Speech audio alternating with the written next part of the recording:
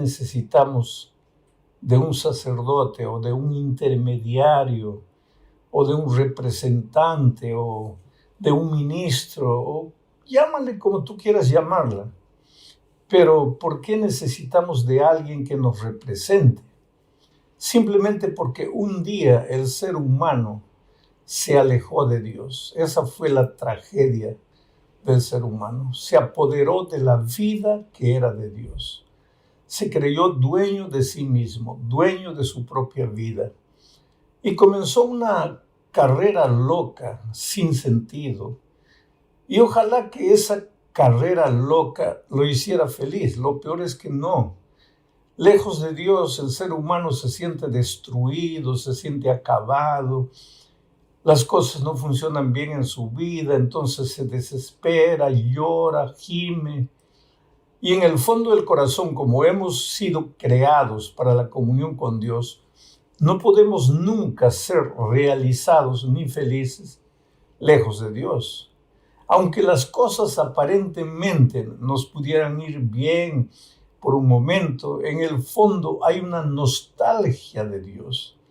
Hay una falta de Dios, hay una necesidad de Dios. Y esa conciencia de la necesidad de Dios es más fuerte en los momentos de dificultad, en los momentos en que la vida nos golpea, que el hogar está destruido, que no sabemos qué hacer por los hijos, o que estamos enfermos, o que la vida financiera no funciona. Entonces viene la conciencia y nos dice, pues, ¿quién es el culpable? Tú. Tú te apartaste de Dios. Porque, querido, Dios es la vida, es la fuente de la vida. Es la vida misma. Sin Dios no somos nada. Sin Dios solo existe muerte, destrucción, culpa. Ahora, lo peor es que el ser humano en su estado de pecaminosidad es consciente de que necesita de Dios y quisiera regresar a Dios, pero se siente indigno, se siente condenado, se siente pecador, miserable, siente que no merece la salvación. Entonces fue necesario que Dios constituyese, dice el texto de Hebreos capítulo 5, versículos 1 al 10, constituyese hombres, sacerdotes, ministros, representantes, gente que pecadora, como cualquier ser humano pecador, pero gente que era consciente de su necesidad de Dios y a pesar de su humanidad, trató siempre de caminar en los caminos de Dios. Estos seres humanos son imperfectos. Todos nosotros, los ministros, los que trabajamos en favor de la orientación espiritual del pueblo, los que tratamos de ayudar a las personas a entender su necesidad de Dios, todos somos seres fallos, seres humanos pecaminosos.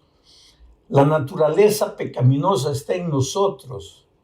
No quiero decir necesariamente que estamos viviendo en pecado, pero cargamos en nosotros la naturaleza pecaminosa.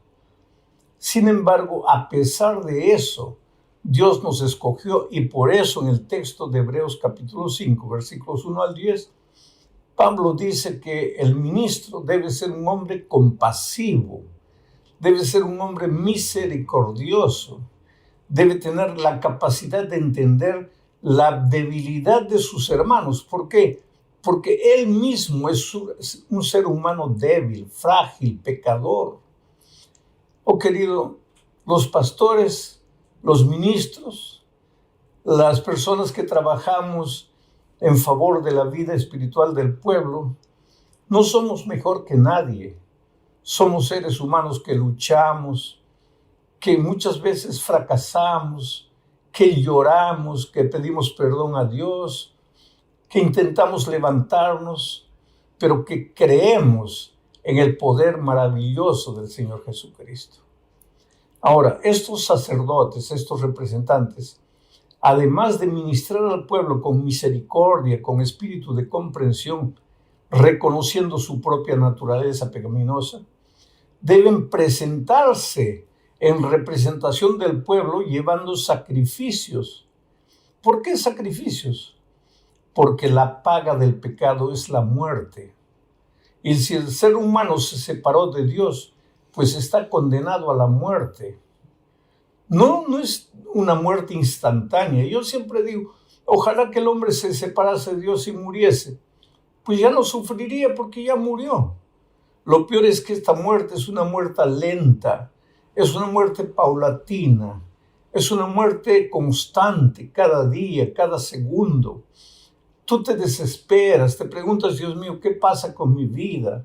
¿Cuántas personas dicen, pero pastor, yo quiero andar en los caminos de Dios, yo quiero hacer su voluntad, pero no puedo, parece que hay un monstruo dentro de mí? Y efectivamente, todos cargamos un monstruo dentro de nosotros.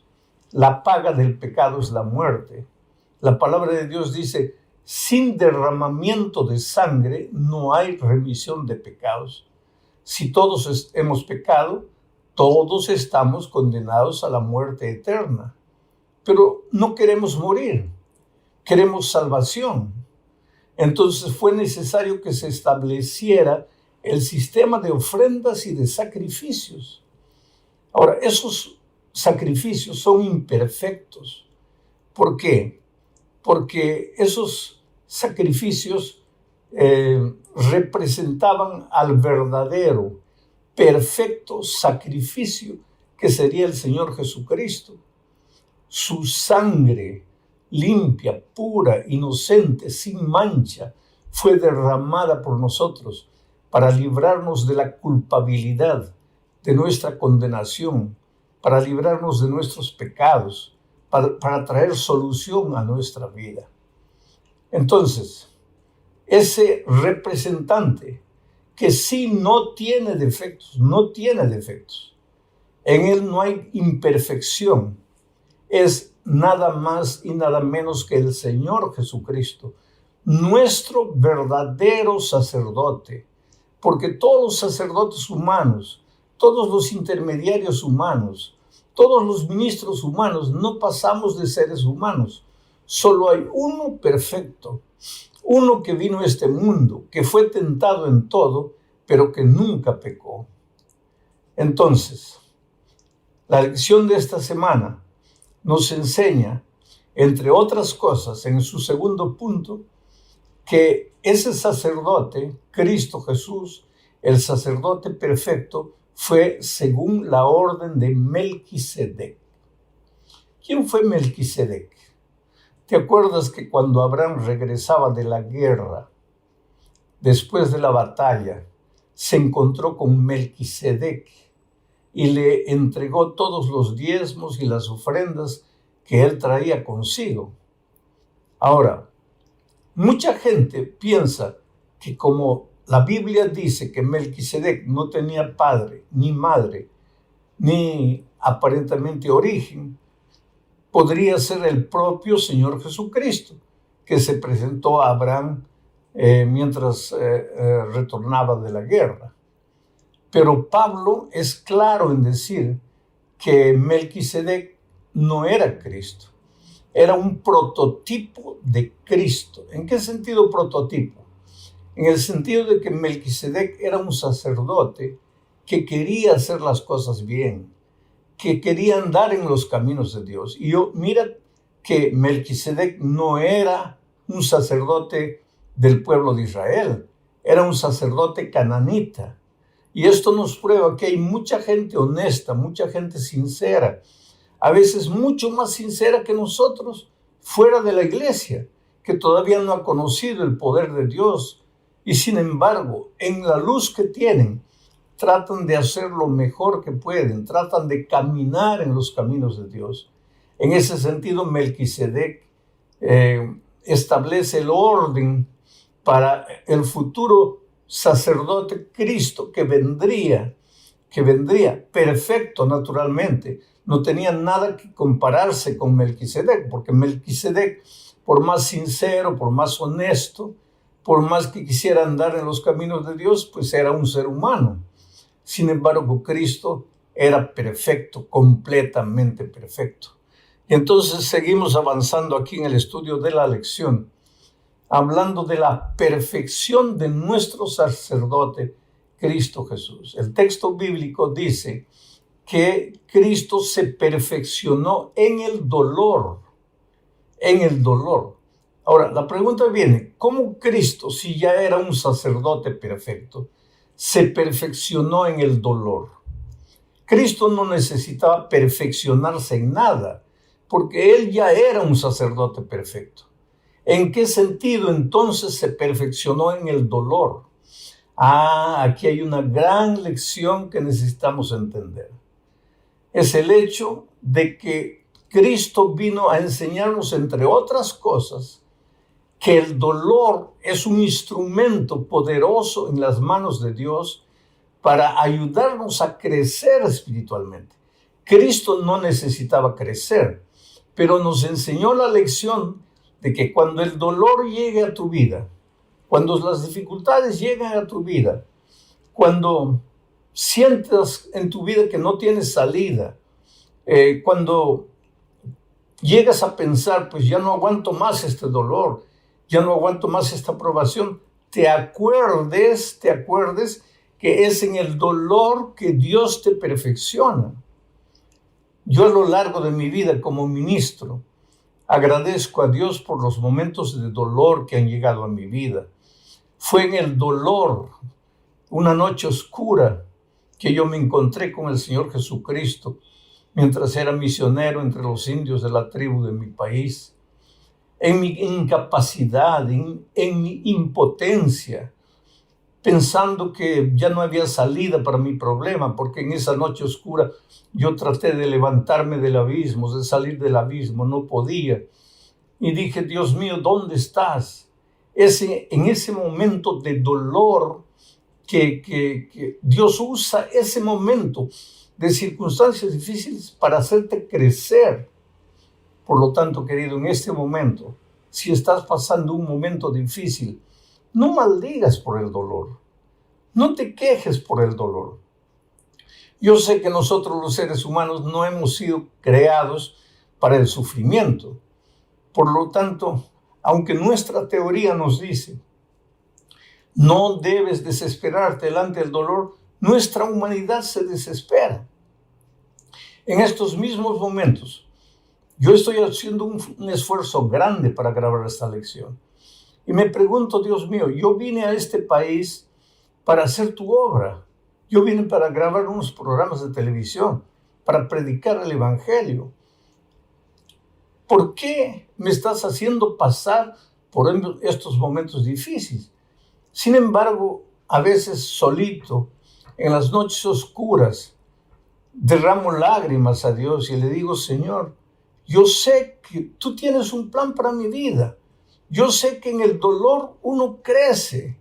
Y aunque mi humanidad se resista a crecer, ayúdame a crecer, Señor, porque necesito crecer, necesito caminar contigo, necesito aprender a ser un hombre justo, un hombre comprensivo, un hombre que tenga la capacidad de entender los errores de mis hermanos, un hombre que tenga la capacidad de tomar la teoría del Evangelio y presentarla de manera práctica, de modo que hasta el más simple hermano entienda lo que la palabra de Dios le está diciendo. En la siguiente parte de nuestra lección se habla de Cristo como que hubiera aprendido a obedecer delante de las dificultades de esta vida. Y aquí viene nuevamente la pregunta, querido. Cristo no necesitaba aprender a obedecer. Él era la esencia de la obediencia. Él era la pura obediencia. ¿Cómo puedes imaginar en algún momento que Jesús necesitase aprender a obedecer para ser un representante justo del ser humano pecador? No, Jesús no necesitaba aprender a obedecer, pero Él vino a enseñarnos una cosa, que es posible obedecer, es posible vivir una vida de obediencia. Cristo no vino a enseñarnos que hay que obedecer, eso solamente no. Claro que Él vino a enseñarnos que la vida coherente con Dios es una vida de obediencia, pero Él vino a enseñarnos cómo se vive para vivir una vida de obediencia. Cristo pasaba noches en oración, derramaba lágrimas delante de su Padre. Ahora, yo siempre digo, si Jesús o si alguien en esta tierra no necesitaba de oración, era Él, el propio Dios, el propio Dios. Sin embargo, Él fue un hombre de oración. ¿Por qué? Porque vino a enseñarnos que el único camino para vivir una vida de obediencia es una vida de oración. Buscar a Dios todos los días. No me refiero a la oración formal, de orar 5 minutos de mañana, 5 minutos de noche. Me refiero a una vida de comunión permanente de oración, relacionando todo lo que hagas, querido. Si caíste en el pecado, pues cuéntale a Dios lo que hiciste. Si tienes luchas terribles, tentaciones que no puedes vencer, llora a los pies de Jesús. Dile, Señor, mira, yo sé que no está correcto lo que estoy haciendo. Por favor, ayúdame. Clama a Dios, llora delante de Dios. Es posible vencer, es posible vivir una vida de obediencia, porque nuestro sumo sacerdote, el Señor Jesucristo, fue un hombre de obediencia, pero Él vino a enseñarnos cuál es el camino para vivir esa vida de obediencia. Ahora tú me vas a decir, pero pastor, es que yo no tengo ganas de orar. Entonces, ¿cuál es mi problema? Pues yo sé que tengo que orar, yo sé que tengo que buscar a Dios, pero mi cuerpo no quiere. Yo sé, querido. Hay muchas cosas que nuestro cuerpo no quiere. Ahora, si dependiese solo de lo que nuestro cuerpo quiere, pues haríamos puras tonterías en la vida. Pero la vida cristiana no es hacer lo que el cuerpo quiere. Para todo lo que vale la pena en esta vida hay que esforzarse. Hay lugar para el dominio propio. Hay lugar para separar tiempo para pasar con Dios. Y Jesús vino a enseñarnos que nada puede sustituir la vida devocional profunda si queremos vivir una vida de obediencia y caminar en los caminos de Dios. Finalmente, nuestra lección termina hablando de una víctima, de una ofrenda, de un sacrificio santo, justo, sin mancha, perfecto. Porque, querido, nuestro sacrificio es Cristo. Nuestro sacerdote es Cristo. Y ese sacerdote tendría que ser absolutamente perfecto, sin mancha. ¿Para qué? Para que pudiera ocupar nuestro lugar. Una vida de manchas, una vida de caídas, una vida de rebeldía, una vida de pecado. Cristo tenía que ser perfecto. Y vino a este mundo. Y ahí viene el amor maravilloso de Jesucristo. Oh, querido, cómo Dios te ama. Yo sé que muchas veces tú no vives la vida ideal que Dios quisiera que vivas. Yo sé que muchas veces tú te arrepientes, lloras, le dices, Señor, ¿por qué soy así? Pero quiero que entiendas una cosa. Gracias a Dios, tu salvación no depende de un ser humano imperfecto, no depende de un ministro humano, no depende de un representante humano, porque si dependiese nuestra salvación de los seres humanos, todos estaríamos perdidos, por cuanto todos pecamos y estamos destituidos de la gloria de Dios. Pero gracias a Dios que nuestro sumo sacerdote es perfecto. Él te ama, querido, Él te ama. Si dependieras de Él, tú ya estás salvo. Lógicamente, la salvación no depende solo del amor de Dios por ti. Tú tienes que aceptar, tú tienes que querer. Hay mucha gente que se está perdiendo a pesar del amor de Dios. Pero en esta semana, El resumen de la lección es este. Nosotros tenemos un sumo sacerdote fiel. En esta tierra Dios constituyó hombres, sacerdotes, representantes imperfectos que presentaban una ofrenda, una víctima imperfecta, pero que Cristo es nuestra víctima perfecta, nuestro sacrificio perfecto, nuestro sumo sacerdote perfecto. Si un día te pierdes, no será porque Dios no haya hecho todo lo que pudo para salvarte. Si en este momento